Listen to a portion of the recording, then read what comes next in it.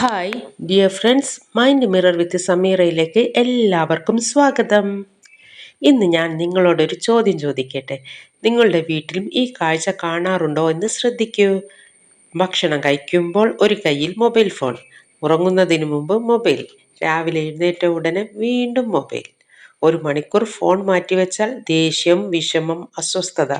ഇത് വെറും ഒരു ശീലമാണോ? അല്ലെങ്കിൽ നമ്മുടെ കുട്ടികളുടെ തലച്ചോറിൽ ശരിക്കും എന്തെങ്കിലും സംഭവിക്കുന്നുണ്ടോ?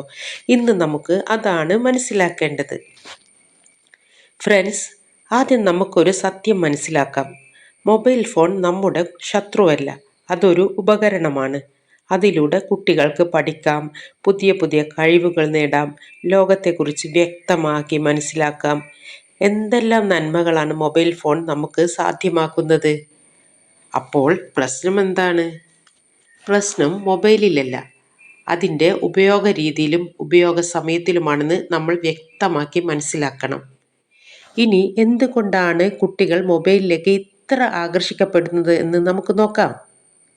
ഒരു കുട്ടി ഗെയിം കളിക്കുമ്പോൾ, അല്ലെങ്കിൽ വീഡിയോസ് കാണുമ്പോൾ, അല്ലെങ്കിൽ തുടർച്ചയായി പല വിധത്തിലുള്ള ചെറിയ ചെറിയ വീഡിയോസ് കാണുമ്പോൾ അവരുടെ തലച്ചോറിന് പുതിയ പുതിയ അനുഭവങ്ങൾ ലഭിക്കുന്നു.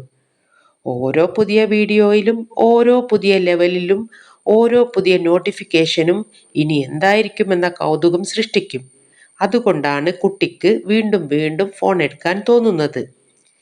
ഇതൊരു പിടിവാശി മാത്രമല്ല, നമ്മുടെ തലച്ചോറിൻ്റെ സ്വാഭാവിക പ്രവർത്തനത്തിൻ്റെ ഭാഗമാണ്. അത് മനസ്സിലാക്കുക. ഇനി മൊബൈൽ ഫോൺ എപ്പോഴാണ് പ്രശ്നമാകുന്നത് എന്ന് നമുക്ക് നോക്കാം.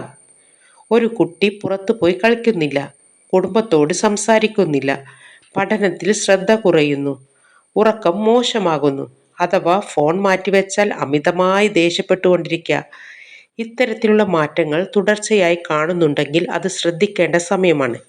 അതുകൊണ്ട് തന്നെ എല്ലാ പ്രശ്നത്തിനും കാരണം മൊബൈൽ ഉപയോഗിക്കുന്നു എന്നല്ല, മറ്റ് പ്രധാന കാര്യങ്ങളെ അത് മാറ്റി നിർത്താൻ തുടങ്ങുന്നുണ്ടോ എന്നതാണ് ശ്രദ്ധിക്കേണ്ടത്.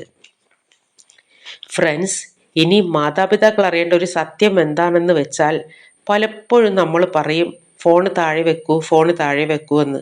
പക്ഷേ നമ്മളും കൂടുതൽ സമയം ഫോണിലാണെങ്കിൽ, അപ്പോൾ ഞാൻ മുമ്പ് പറഞ്ഞിട്ടില്ലേ, കുട്ടികൾ നമ്മുടെ വാക്കുകളേക്കാൾ നമ്മുടെ ജീവിതമാണ് കൂടുതൽ പഠിക്കുന്നത്, അനുകരിക്കുന്നത്. നമ്മൾ ചെയ്യുന്ന ഓരോ കുഞ്ഞു കാര്യങ്ങളും അവർക്കുള്ള ഏറ്റവും വലിയ പാഠപുസ്തകമാണ്. ഫ്രണ്ട്സ്, ഓർക്കുക, കുട്ടികൾക്ക് ഏറ്റവും ആവശ്യമുള്ളത് പുതിയ മൊബൈൽ ഫോണുകളല്ല, മാതാപിതാക്കളുടെ ശ്രദ്ധയും സമയവുമാണ്. അറിയുക, മൊബൈൽ ഫോൺ അറിവ് നൽകും, പക്ഷേ സ്നേഹം നൽകുന്നത് കുടുംബമാണ്.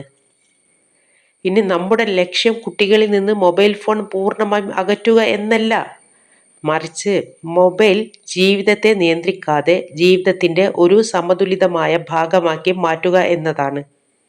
Okay, it's me Sameera. You are watching mind mirror വിത്ത് സമീറ. നിങ്ങളുടെ മനസ്സിൻ്റെ കണ്ണാടിൽ വീണ്ടും കാണാം. അതുവരേക്കും ബൈ. Thank you.